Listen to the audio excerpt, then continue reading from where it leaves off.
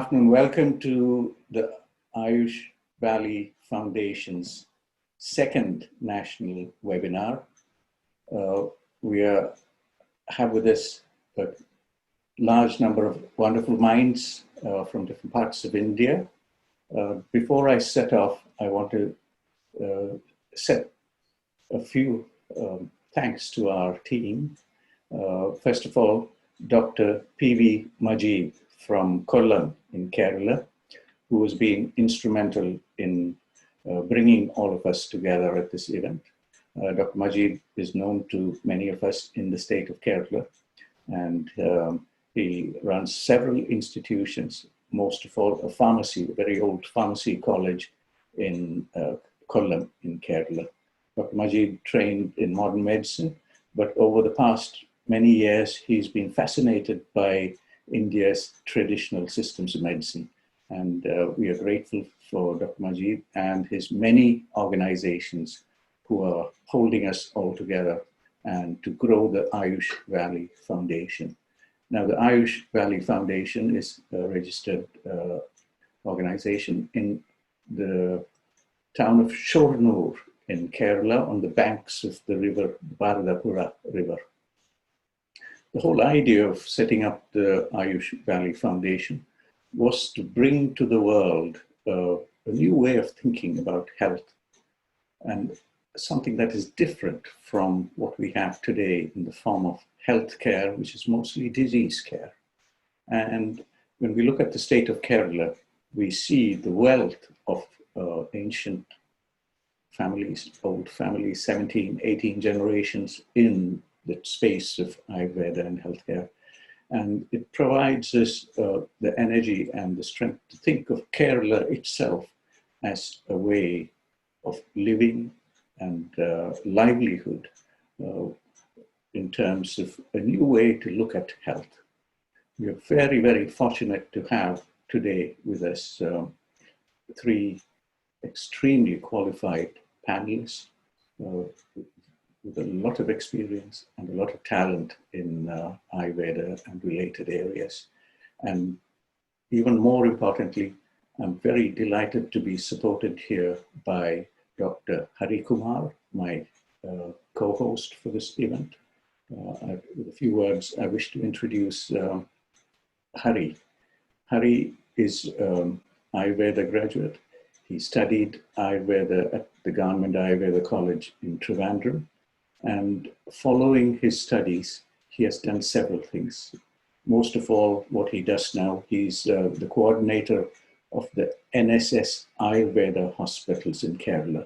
And he has been doing that since November 2013. And he has over 20 years of experience in this domain.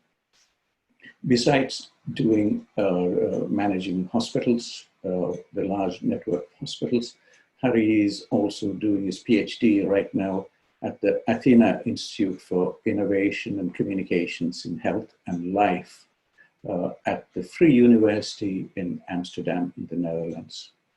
I'm very fortunate to have Hari with me, Hari Bhaskaran Nair. He worked he's worked in different places in India and abroad. He's worked at the Department of Neurology and Complementary Medicine at the Evangelist Krankenhaus in Hattingen in Germany, and also at the Medical Park Ruhr in Castrop-Rauxel. Castrop-Rauxel, for those who don't know, is the home center of the old coal mining tradition of Germany.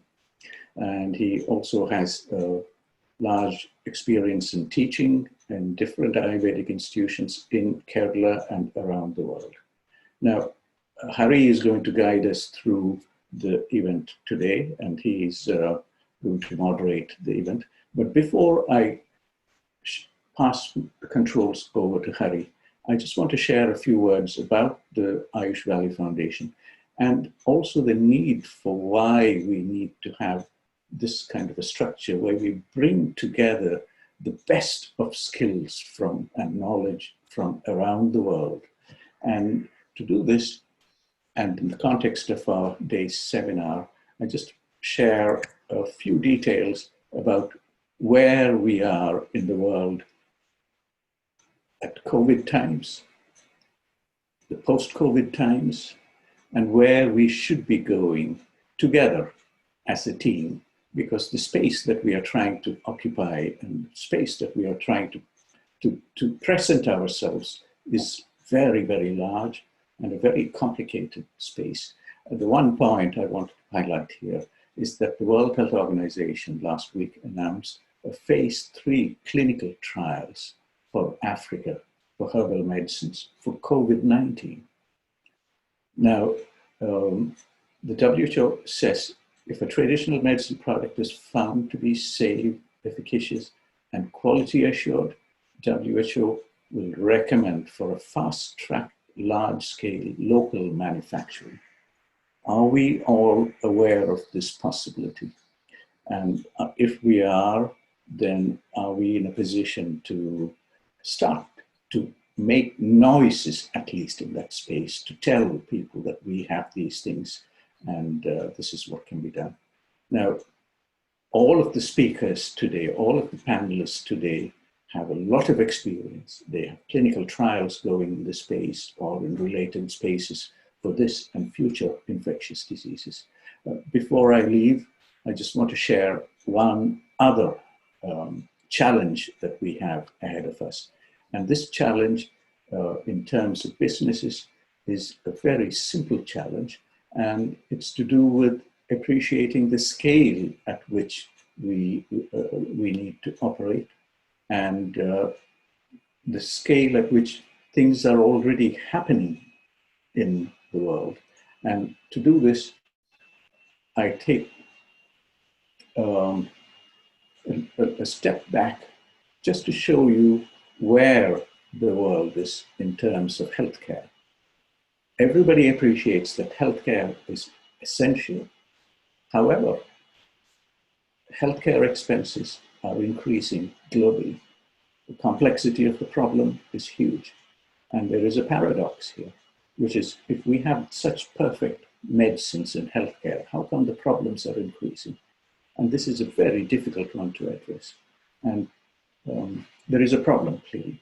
Number two is the scale of expenditure in research and development across the world. And this figure shows figures from 2015 for the top 20 pharma companies listed here on the right-hand side. A total budget of about $115 billion. This is what is spent purely in research and development. Now, to put this figure in contrast, India's budget for healthcare is somewhere around this figure, about $10 billion, which is what Roche spends for research and development in 2015 and 16 for just 1 year. This is India's entire health budget. India's Ayush budget is about 100th or less of what Novo Nordisk, the 20th on this list, spends in research and development. Now, there are many corrections to be made. These are big issues, big problems that we need to think about. I leave you people now just with a word of thanks for all the people, before I set off, all the people at the Ayush Valley Foundation, Girishan and his team, particularly Anjali and Yadu, who are managing a lot of the back office work, and Benny Thomas from Ayurveda and Health Tourism, who's again an engine for all of us. He holds us all together, and our accountant and accountant guide based in Botswana, Mr. Jairam. So we are grateful for this team. We are a small team, but we are extremely forceful. I think we've managed to capture the minds and hearts of many people around the world. And we run an international webinar series. We also run a hard talk series. Our next hard talk event is scheduled for the 4th of October. Every Sunday of the month, we will have these events. And our next hard talk will be hosted. The hard talk events are hosted by Dr. Baswati Bhattacharya, and themes that we will be discussing and our tentative speakers on the day for the 4th of October is up on the screen here. So please join us to discuss with us and to join us and to share with us your thoughts on why this interesting theme, why this conflict between modern medicine and Ayurveda, and some of the related questions about homeopathy. Does it work? What's the evidence? And finally, what is scientific evidence? So these are events that will happen from October, November, December for 3 months. Our tentative speakers for this, we are awaiting final confirmation. Dr. Arvind Kulkarni, integrative oncologist, Dr. Sheila Rani Chukat, who was former additional secretary health government of Tamil Nadu, and Professor Y.K. Gupta, who retired as professor of pharmacology for the first event. We might have changes in these speakers, but certainly Dr. Kulkarni will be with us. So with those few words, before I set off, pass the screen on to my co-host, I wish to invite all of you to visit our Ayush Valley website. Please make contact with us. Share us your thoughts on what you wish to have as future themes for future events. With those words, I thank you all for being with us. Thank you for supporting the Ayush Valley Foundation and its efforts. You will find more information about everything that the Valley is doing right now. Still a very beta early version of the website. It's getting populated over time. We want to be fully active perhaps over the next 2 years by 2022. So these are early days. We're very, very happy to have you all with us for your strength and support. Please look at our membership web pages where you can get different levels of involvement with the foundation. And we wish to have as many of you with us over the next years to come. So with those few words, I thank you all and leave Hari to take. Hari, thank you so much. Thank you, Madan. Good evening, all. We have this wonderful group of panelists with us, Dr. Hrishikesh Damle, Dr. Sajikumar, and Dr. Narasimha Jammi. So all of them are well-experienced owners and CEOs of Ayurveda leading pharmaceutical companies in India. And we could hear from the horse's mouth what are our opportunities and challenges we are facing for the Ayurveda medicine manufacturing sector post-COVID-19 in the coming years. We also expect them to reflect on the ongoing trials, as they have just narrated in our discussions earlier, in this theme of COVID-19 as well. We have around 30 minutes to 35 minutes for each panelist for their own talks and presentations. And I think we will have a very interesting discussion afterwards as well. Thank you, Dr. Majid, Dr. Benny, and all others who are here from the Ayush Valley Foundation for inviting me and giving me this opportunity to be the co-host of this prestigious and wonderful event of the foundation. I would like to introduce our first speaker. Our first speaker is Dr. Hrishikesh Damle. Dr. Damle is an MD in Ayurveda from Bangalore University, and he is trained in clinical pharmacology in traditional medicine from the GS Seth Medical College in Mumbai. Currently, he is the MD and CEO of Atrimed Pharmaceuticals in Bangalore. He is also the mentor of Atrimed Biotech. He was senior manager, Reliance Health and Technology earlier. He had he was also a consultant of the National Law School and Bharat Earth Movers Limited in Karnataka. Dr. Damle has rich experience in various diseases and exposed to different subjects as a researcher and a biotechnologist as well. And I'm so happy to introduce Dr. Hrishikesh Damle and invite him to reflect on this topic. And I think he has a wonderful presentation also, which we are all looking forward to. As a forward, I would like to mention as one single word, as Dr. Madan said here, about international scope and the billion-dollar big pharmaceutical industry where we are not represented.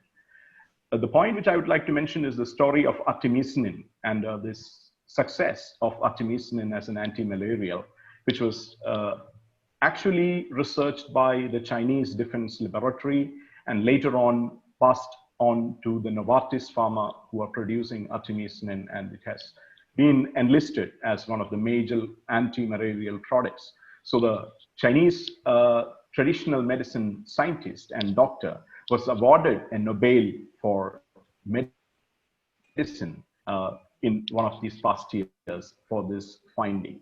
So we have not reached there, but we are supposed to reach there. And with all these discussions, and I think we will be very much there soon. So Dr. Damle, thank you for joining us today. And we are looking forward to your brilliant talk. You're welcome. Thank you. The floor is yours. Thank you very much, Dr. Harikumar. Thank you, Dr. Madan, and all the other panelists, Dr. Majid. So Harikumar, you can share my slide because I have shared it with you. I think you can play it from your side. Can you?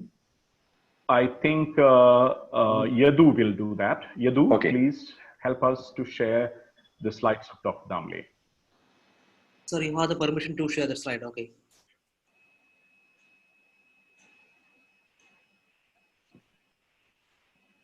Yadu? Sir, he need to share the slide. Okay. I need to share the slide? Yeah. Okay, please wait. No, Dr. Hrishikesh need to share his slide. Okay. Okay. Oh my God. I can, if you wish, I can do it from here. Yeah, can you please? Because I logged in with my iPhone because we have some issues with the network here. Okay, you will have to guide me through. The first slide is on. Yes. Bear with me. As soon as I hope if you're happy for me to do this, I'll be happy to do this. Yeah, thank you very much. At the outset, I would like to thank the organization for giving me this opportunity. I'll be quick through these slides and I'll ensure that I'll finish it within 15 minutes. Next slide, please. Yeah, COVID and Ayurveda. The first thing what happened during COVID or after COVID is people realized that, media, science became in the forefront as against, always glamour used to be in the news. Another thing what happened is everybody knew that Brahma had 4 phases, but people realized even to bring drugs, you need to have phase 1, phase 2, phase 3, phase 4, etc. These terminologies started becoming much more popular. So as it became popular, it was also realized that there is no medicine for this virus, and mighty country like China itself themselves were fighting against it, and they actually almost lost the battle. So government started looking at Ayurveda, and Ayurvedic doctors, Ayurvedic industry, Ayush board, everybody jumped into the bandwagon, and they started talking about it. Some famous terminologies which came into effect, why I really want to talk about it, because they do have implications. One is the immunity booster. For me, the word immunity is a modern medicine word which has got a lot of inner meanings. Immunity does not mean simply some Vadik Shamatva or Bala. It's a big word where there are multiple systems which are involved in the immunity. We have first line of immunity, then we have dendritic cells, macrophages, then we have T helper cells, cytotoxic CD8 cells. We have B cells who become active, etc. So it's a huge subject, and immunity is a double-edged blade. Immunity boosting may not be that sensible because it doesn't mean anything. Because too much of immunity can lead to autoimmune diseases or allergies, or too less of immunity can make you succumb to infection. So immunity was a term which was very loosely used by everybody. But anyway, it was one of the big thing for everybody. And I think a lot of Ayurvedic companies made a lot of money out of this. As I said, phase 1, phase 2, phase 3 were all, something which people started hearing. People started making guesses that by August 15th, vaccine will come, phase 3, phase 4 study will be over, etc. So this was one of the terminology. Vaccine was a, big fad. Vaccine became, kind of a savior, which is yet to, come, but I'm sure one of them will succeed soon. RT-PCR, IgG as tests to diagnose, RT-PCR as a swab test, and IgG as a blood test became popular again. Then there were a lot of changes in scenarios of drug licensing. In the drug licensing, that we were put into fast track in many places. Even Ayurveda drug development process started. Some tried to jump the gun, and some tried to do it very systematically. So, in fact, we found that this was a good opportunity for us. In January, there was a sequence which was published of COVID virus. We immediately went and looked at the amino acid sequence of this particular virus, and we modeled the spike glycoprotein. And by Feb 20th, we were ready with the results. To briefly tell you that we have one of the world's largest libraries of plants. You name a plant, there are 392,000 plus plants on earth, and you name a plant, we have chemistry of all the plants. We also have the library of 20,000 proteins which make the disease, of which 5,000 are most important, and we have screened all the plants against everyone.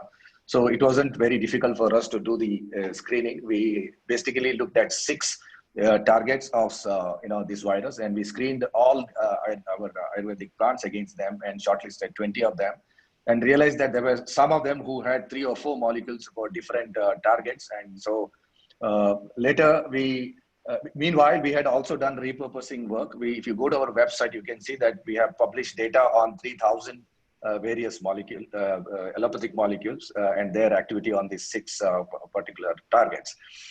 We had 2 papers published. One was on glyceric acid. We were the first to publish the data in an international magazine that it really binds to spike glycoprotein, and it can stop the inhibition of spike glycoprotein going and binding to ACE2 receptor on the cells.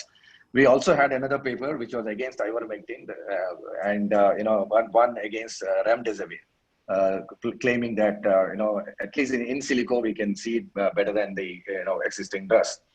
Anyway, this disease itself had a self-limiting nature. If you remember these statistics, last statistics I remember is 87% are asymptomatic, and after 13%, 4% need hospitalization from home. Around 1.8%, where this was the mortality rate. So it was very easy to make claims. There were several of them who made claims, and you know how popular they are now. Next slide, please.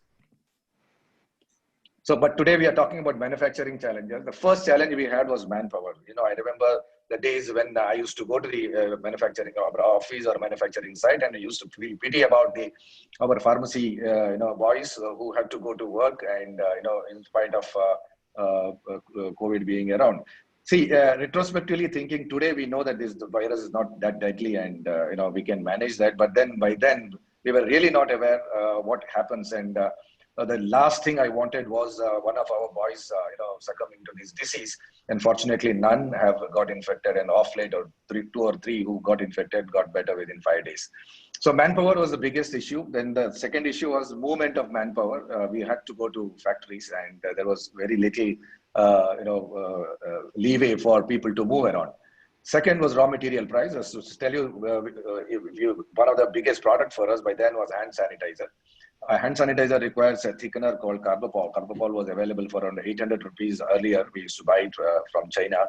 It became 5,000 to 8,000 rupees. So were some of the extracts which we were buying. So raw material prices were the first to hit, and our margins became smaller. And meanwhile, the government also imposed price control on many products. So that was the second issue. And we were really not sure about the extent of the pandemic. We were not sure whether I have to manufacture and keep for 6 months, 3 months, 12 months, whatever is the kind of stock we need to have. So we thought that within 3 months, the pandemic should be over, though there were predictions of August being peak, and now people talk about January. So uncertainty about pandemic. So we bought, though the prices were high, we bought a lot of material in with huge cost, and we piled up our stock. Though we did not have enough way of transporting it across India, we present in 23 cities in India, and we present in 40 countries abroad. Fortunately, the export was facilitated. I'm really grateful to this government. We were able to do a lot of exports during that time. And actually speaking, our exports have doubled after this pandemic because there was panic buying overseas. Economy of people was very low. Many people, we work on cash. I don't give a single product without taking cash in hand. So economy of distributors, economy of people, everything was disturbed. So there was buying power was less, and it is less even now. Doctors' behavior was strange, and especially Ayurvedic doctors. Many of the Ayurvedic doctors are women who were part-timers, and all of them closed, and almost 60% of them have not returned to the clinic yet, and around 30% of even male doctors have not returned to the clinic yet. Retailers were strange. Many retailers did not open; they just closed the doors. Some of the retailers were, very bold, and I know a retailer who used to open at 7:30 in the morning and used to do business till 2 o'clock in the evening, and all of the pharma company reps were clinging around him. Now, then we are not sure whether we should, what products we should focus on. We were not into classical medicine. We are always into doing research and getting medicines with a claim. So, but then we had to change our strategy. We had to get into classical medicine as well. And many of our products were for preventive health or a little fancy, like, many products were for cosmetics, which we had to stop manufacturing. In fact, I still have a lot of stock with me, which is unsold. The biggest, another problem for us was broken teams. Like, for example, the North Kerala team was such a good team, but then they got used to being at home and trying to work from home. And I have lost many of them already because they have either changed their line because their parents or family pressure not to go to doctors and get infection. So we have a lot of teams which were broken, marketing teams which were broken, manufacturing. It was a big problem. Some of the operators of our machines were are still not back. They have gone back to Tamil Nadu, or some of them gone back to Bengal. They are not back, and we had to operate the machines with people who are not that experienced. Next slide, please.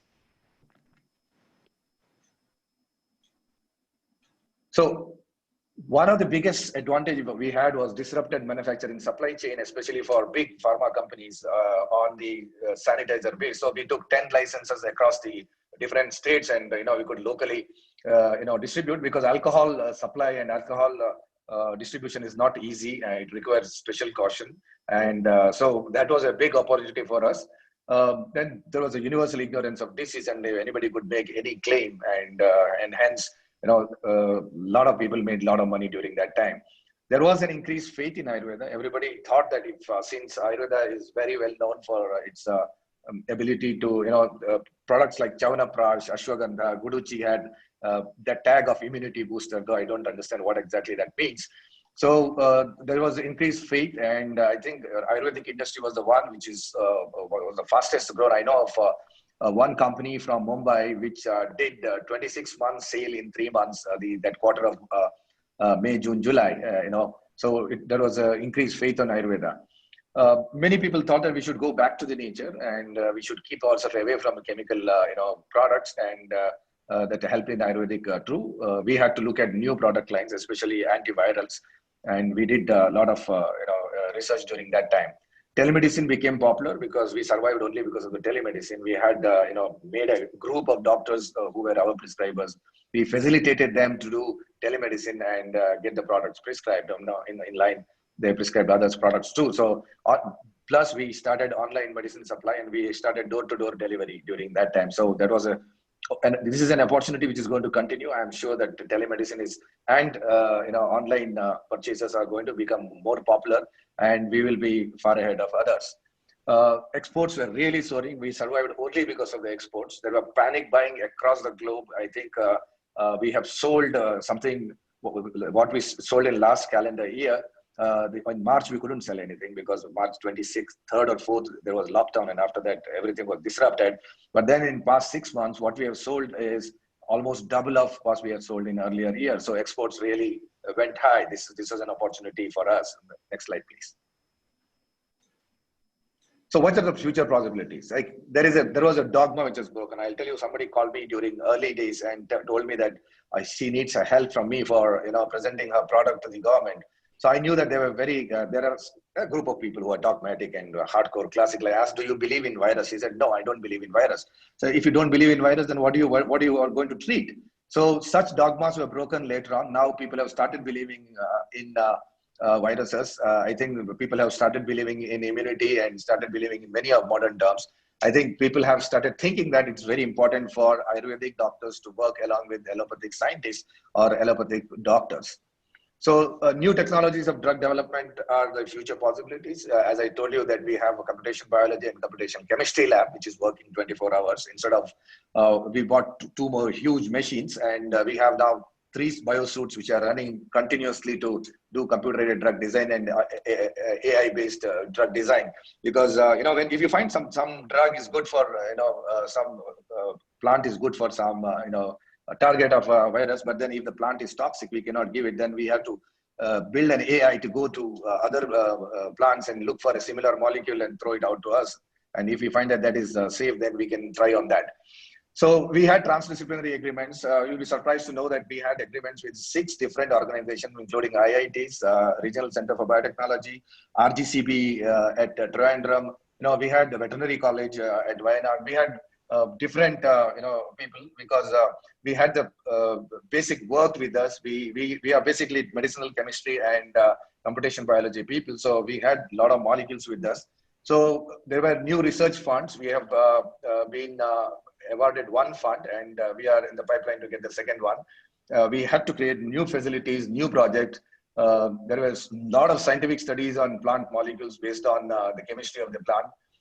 So the next question is, can Ayurveda successfully answer COVID? Yeah, we are almost near there. What we did is, after doing this study, we approached ICMR on March 20th, was my recommendation letter from NIMANS, but we could not get access to lab. In July, we got access to lab, and once we got access to lab, we pegged our drug against remdesivir.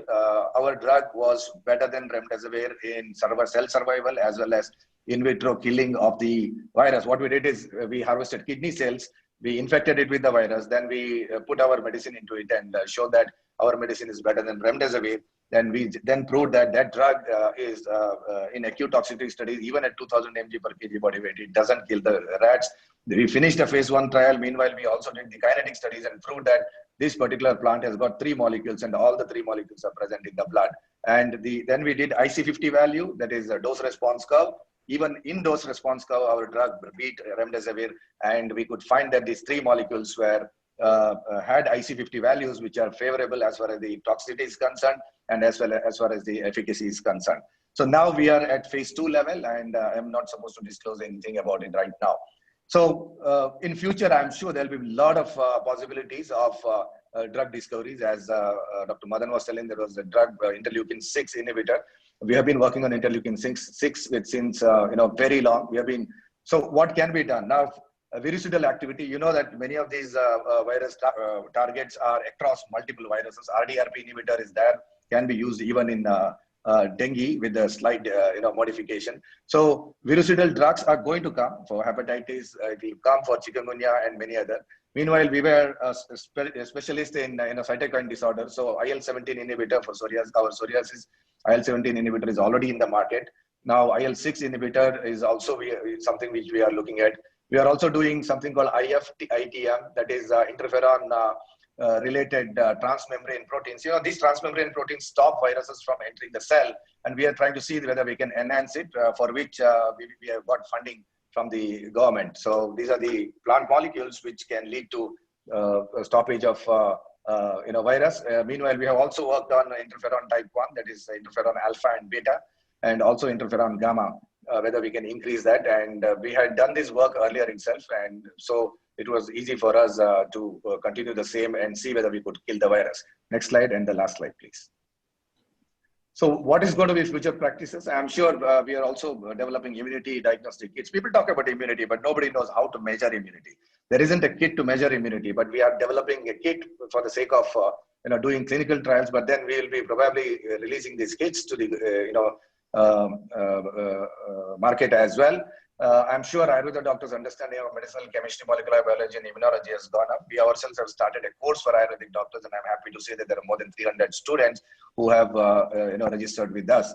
New generation of informed prescribers are likely to come. Understanding of new age prescriptions, like we have a PDE4 inhibitor for psoriasis and the IL-17 inhibitor. If I go to doctors today and tell that I have IL-17 inhibitor Ayurvedic drug, they don't understand why I should why it is better than PDE4 inhibitor and where I should use it, why I shouldn't use it in mild psoriasis, etc.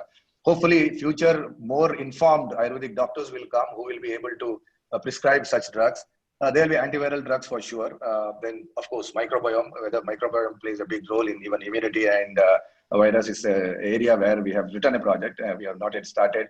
And probably some prebiotics trials can start against viruses as well as many other diseases like diabetes, cholesterol, and depression, etc. Meanwhile, there's a lot of scope for mumbo jumbo, retrofitting, and many other drugs to come out because as long as there is faith and as long as there is no distorted regulation, any claim can be made, and that industry is going to go up as well.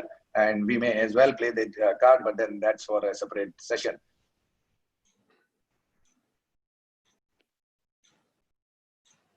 Thank you.